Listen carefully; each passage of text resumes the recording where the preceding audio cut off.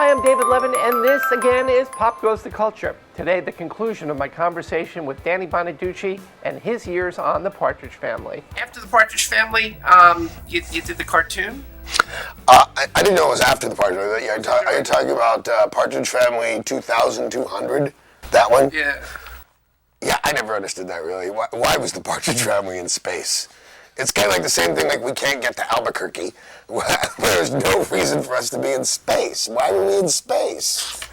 Well, they were trying to do a Jetsons thing. I guess, but, and only, I think, Dave Madden and all the kids did their own voice, but I don't think Susan did, and I know Shirley and David didn't. My guess is they didn't need the money. The cartoon paid me as much money as the Partridge Family. Really? Well, I mean, take a guess at my highest pay on the Partridge Family. Couldn't even begin. $600 an episode was the highest I ever earned. Holy cow. Yeah. Come on, you watch like Frasier, $1.5 million an episode. I mean, the guy's good and everything, but come on. Don't spend it all in one place. Yeah, right. It's so funny because when I was having some really hard times and kind of living between my car and friends' houses and stuff like that, the rumor was, of course, that I had squandered my massive fortune on drugs and wild women. And I was going, A, I'm 17, and B, there was no money. You know, when I turned 18, there was, well, what was left of? I started at $490 a week, only 26 weeks a year. Yeah, there was like no money. With management fees and time, blah, blah, blah, blah, because my parents were very good about that. My father made a comfortable living. I got all the money when I turned 18, but I figured I can make this amount of money last a year or have a really gnarly weekend. And I picked the weekend, and we were off. You remember the weekend? Hell no, I don't remember the weekend. So you never played a note in your life? No, I have no musical ability whatsoever. How did the music work on that show? What would happen, I don't know if this was David's deal or just the way you lip sync, but those giant stacks of amplifiers behind us were all real and cranked. And David would play and sing, but not live. He would lip sync to his own voice, and we just lip sync, period. But after a while, I hated the music. I hated the musical numbers because they took all day long to get one, 3-minute song. So if you watch the musical numbers, it looks like I'm in love with Susan Day because she's sitting over here and she knows the words. And all we really do, besides David Cassidy, is go ooh, ah, ooh. So I just watch Susan and she do, and I go ooh, ah, ooh. And that's the way I do the musical numbers. I remember the second Chris, Brian Forster, tried so hard. He actually had a drum set in his dressing room, which that made everybody happy. And a drum teacher, and you'd hear the songs being played over and over and over. And then like a day later, we'd all walk in, and he'd still suck, and I'd go, ooh, and I just look at it and go, my way is more economical time-wise. Did you have to learn how to finger pick at all? I only learned to pluck, if you will, a bass guitar after like the third episode. David Cassidy just went insane.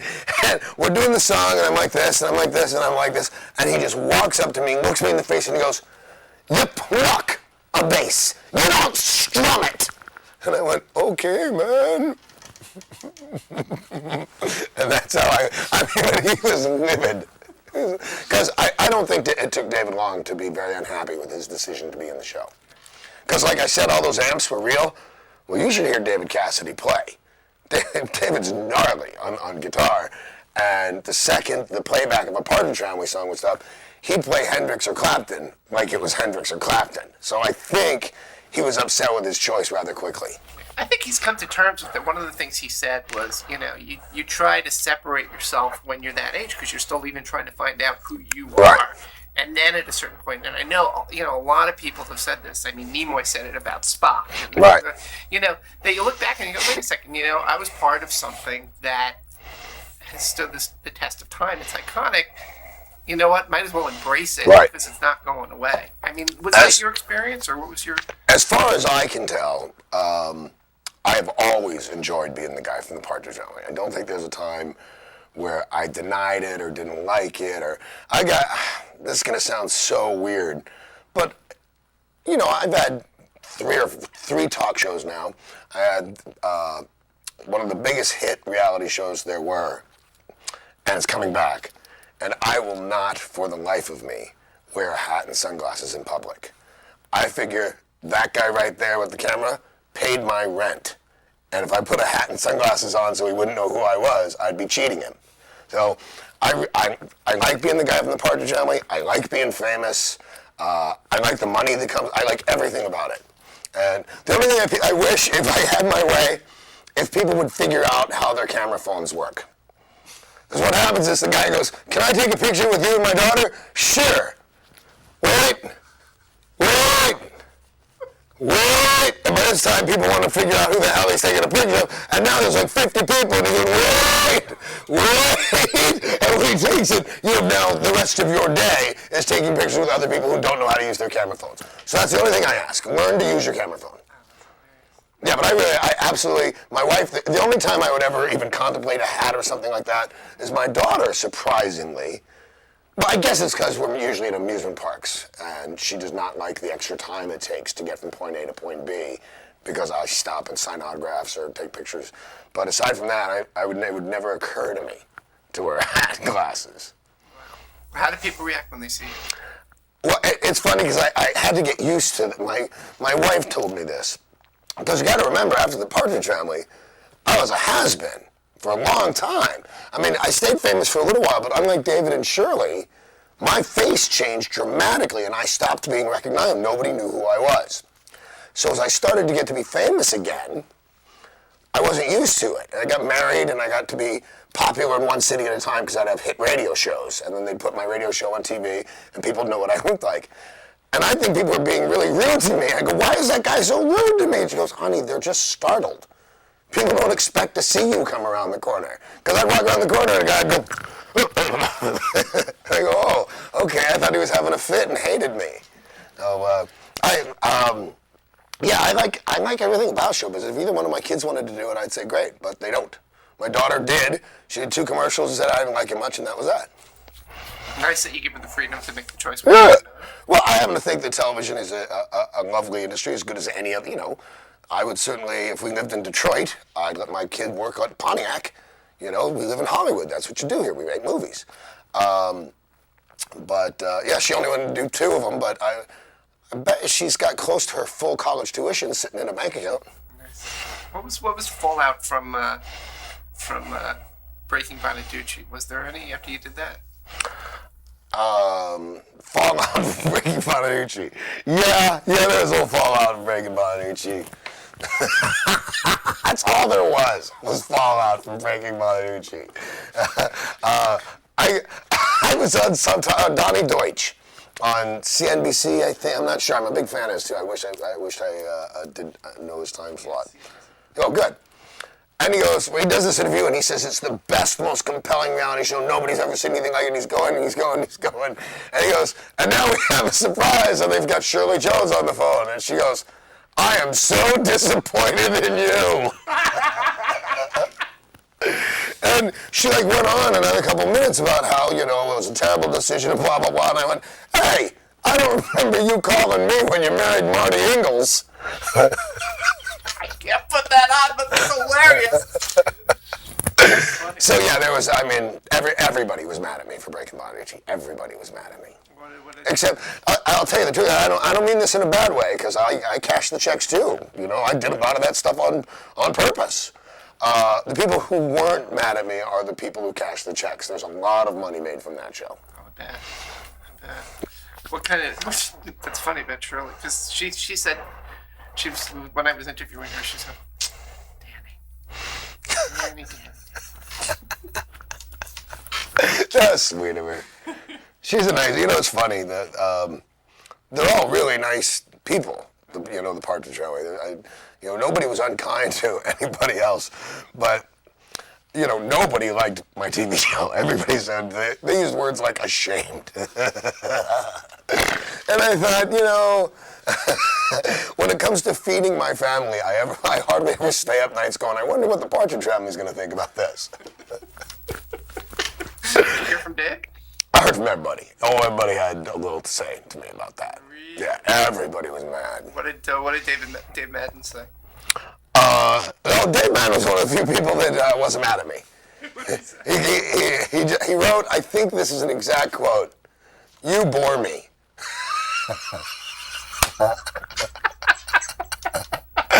I did the wildest show on TV. Right? You bore me. What can you do to make things He's so funny. How about Cassidy? I don't remember if I talked to him or if he talked to my wife, but he made his displeasure known. And the funny thing, by the way, I don't disagree with any of them. I've never seen a single episode of Breaking Bonaduce.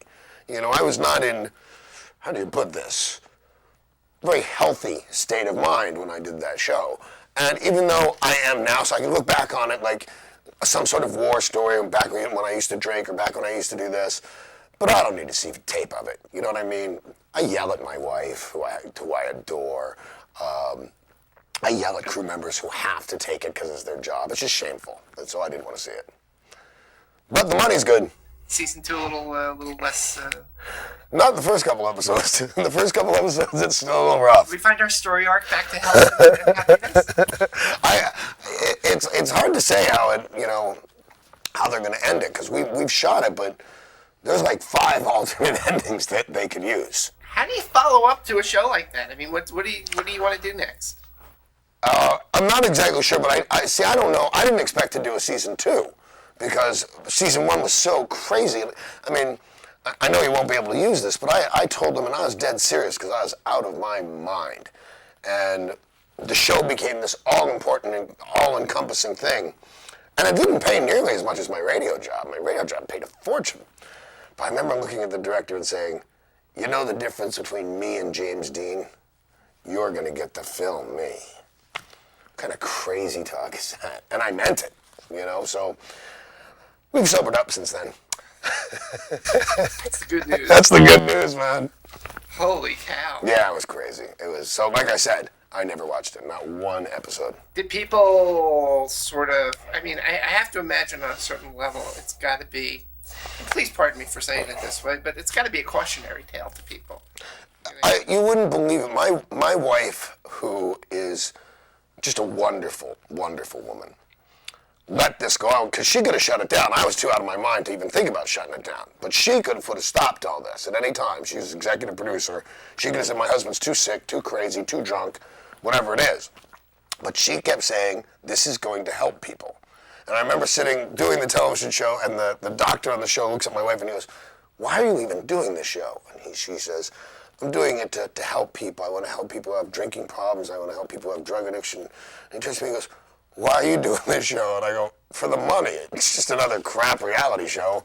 Just like that, and they left it on. I heard that made it. But the fact is, to my astonishment, it has in fact helped people. I hear it every day. I hear that somebody got sober, or somebody got their sister into rehab, or somebody says something wonderful every day. And I didn't leave my house for almost 100 days. I remember once we were done and I sobered up and I thought, oh my God, what have I done? I've ruined my career, I've ruined my life, I'm so embarrassed. I'm never leaving the house again. I'm trying to figure out exactly how long I can live on the money I've got in the bank. I mean, I'm tabulating every day. And I don't leave my house for about 100 days, it comes out to. Because I'd be watching VH1, I liked it, and a commercial would come on for it. And then before I could change the channel, they'd show me being an animal. And I'd go, I can't leave the house, ever, I can never go out. And finally, I was withering away, and I work out real hard. I'm 46 years old now, and you got to work hard to not fall apart. So I said, I'm going to go to the gym. I go to Gold's Gym. It's a serious lifting gym. Nobody's going to bother me there. I'll get in and I'll get out. I go there, I lift. Nobody says anything to me. I walk out the door. A black Escalade comes to a screeching halt. The door flies open. This guy comes running out, and he goes, I just want to thank you so much. We've been trying to get my brother into rehab for 2 years, and we were watching your show the other night, and he just all of a sudden in the middle of your show said, all right, I'll go.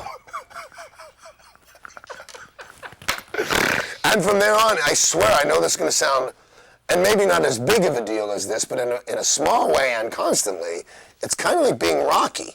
I walk down the street and people cheer me on, like, you go for it, Dave, we're behind you, stick to it, buddy. Where I thought people would just be ridiculing me and be mean to me. People couldn't be kinder. You're a damn role model. Yeah, the reverse role model. Don't be like Danny. It used to be Todd Bridges, then I kicked his butt. The cautionary tale of child stars. Where are they now? Well, here you are. There's one. Wow. Any other Partridge Family stories that you've dined out on for all these years? Let's see. Because you put it in a way I like, dined out. Because I've got certain stories I've dined out on for years. I haven't been the Partridge Family in a while. No, I think you've got them. I think you're covered. Wow. Susan Day, I understand. Still. Okay, I got one right there. That's all you took. Susan Day was anorexic before there was such a word. She's 5'8", maybe taller. Must have weighed all of 90 pounds. It became a concern. You know, they dress her so she'd look bigger. But at one point, I'm surprised that you don't know this story, because it was a big deal. All she ate was carrot sticks. That's all she would eat. And she turned orange. Now I have to spend all day in the makeup chair because she was orange. I mean, you couldn't miss, who's the orange lady? You couldn't miss it. So that was one that Susan Day actually turned herself orange, because those pre-sliced, that's all she ate. Oh, God. Yeah, I knew one or two orange girls back in high school. Something. She has not embraced the Partridge Family. She has not embraced and Susan Day has not embraced the Partridge Family. Also, I'm not that sure she embraced LA Law. Really? I don't know. When you talk to her, I don't talk to her. I haven't spoken to her. She hasn't done an interview with us yet. People who say no. Well, right. I will tell you, though, that Susan Day is not talking about the Partridge Family is slightly, and this is going to be funny from the guy that did Breaking Bonaduce, is slightly offensive to me. But it's not because it's Susan Day talking about the Partridge Family. The professor not wanting to talk about Gilligan's Island, Leonard Nimoy not wanting to talk about... Are you crazy? Stay with the girl that brought you. You know what I mean? The guys from Gilligan's Island swear that doing that show ruined their career. What are you talking about? You're the guys from Gilligan's Island. So I don't ever see that. I don't understand why you wouldn't talk about it. I can't imagine not enjoying it. I think it seemed like she had a lovely time at the time. And I think for all other cast members, like if John Stamos didn't want to talk about Full House, I'd be mad. You want to hear this stuff. Damn right. You know, somebody said to me when I was interviewing them, and this is the best gig I've ever had, because I've interviewed 250 people already. Wow. You know, everybody from Jay Sandwich to Edward Asner to Jack Klugman. Nice. It's great. It's like TV 101 for me. Right. It's like the greatest thing, it's like I'm Rain Man for TV. So to have these conversations, okay, let's see. If I were a fan, wait a second, what would I ask? Right. Can I just ask it? And somebody said to me, I'm just sitting here talking and telling you stuff because this is going to be boring. I'm like, this is... Yeah, I know. Gems, man. When you mentioned Ed Asner, just have Ed Asner sit down and tell you stories, because he doesn't fool around. He'll say what's on his mind. Yeah. He's like, but it was funny because he would kid around a lot too. So I said, tell me about Cloris Leachman. He goes, that bitch. So I'm like, and I didn't know him well enough to know. He looks at me and goes, damn, I'm just kidding. I'll say it, that bitch. I was doing the other half with Dick Clark. And Dick Clark and I were supposed to interview her because they never put certain people together. Matter of fact, what they did was put me in everything. And a wise decision on their part, I might add. And so Cloris Leachman and Dick Clark and I are going to do an interview, and I say, hi, nice to meet you. And she goes, you're a smoker, and turns and walks off and won't do the segment with me.